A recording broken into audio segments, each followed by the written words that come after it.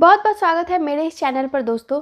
तो इम्प्लांटेशन या आरोपण या फिर गर्भाशय की दीवार पर बच्चा कब चिपकता है, ये जानना बेहद ज़रूरी होता है।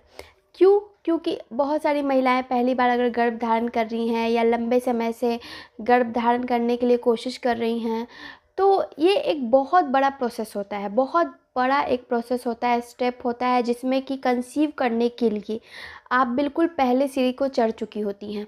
कई महिलाओं का इम्प्लांटेशन ही नहीं होते रहता है, जिसके कारण लंबे समय से वो गर्भ धारण नहीं कर पाती हैं, या फिर इम्प्लांटेशन हो के भी फेल हो जाता है डेट मिस होने से पहले ही। तो ये सारे प्रॉब्लम्स आते हैं। इम्प्लांटेशन क्या होता है? तो जब ओवुलेशन के समय महिलाएं ट्राई करती हैं कंसीव करने के लिए, तो क्या होता है, उस वक्त जो एग है और स्पर्म है आपस में मिलते हैं, वो फर्टाइल होते हैं आपस में मिलके।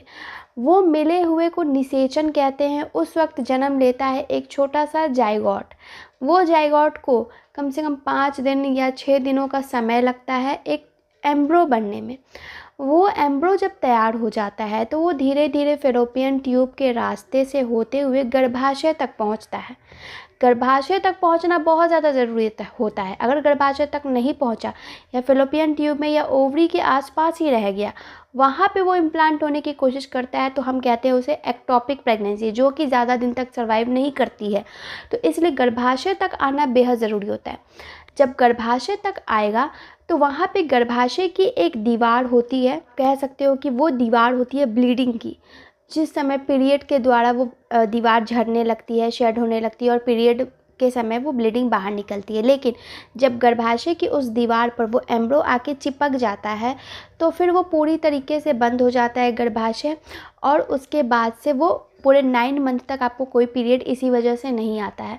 तो गर्भाशय की दीवार पर आके वहाँ एम्ब्रो चिपकना, इसे हम कहते हैं इम्प्लांट होना, आरोपित होना गर्भ का, इम्प्लांटेशन होना।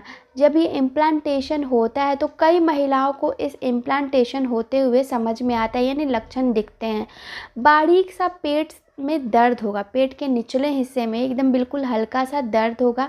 ये दर्द ज़रूरी नहीं है कि बिल्कुल निचले हिस्से में पेल्विस एरिया में ही हो रहा हो, दाएं या बाएं साइड हल्का सा कमर में भी फील हो सकता है ये दर्द।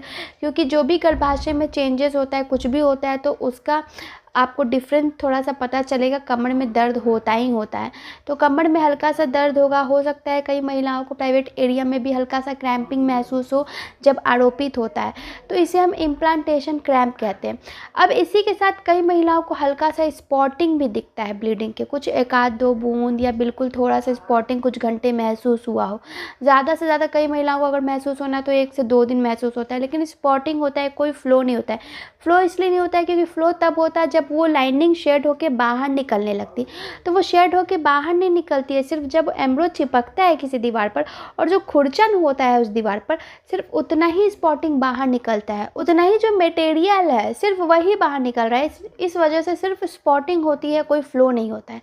इम्प्लांटेशन ब्लीडिंग कहते हैं।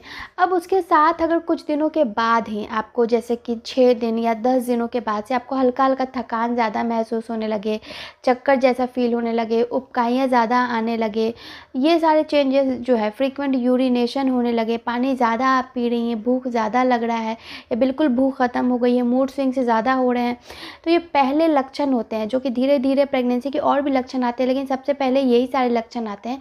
तो इम्प्लांटेशन होने के 5 दिन या 10 दिन या 15 दिन के बाद से आपको लक्षण दिखने शुरू हो जाएंगे प्रेगनेंसी के।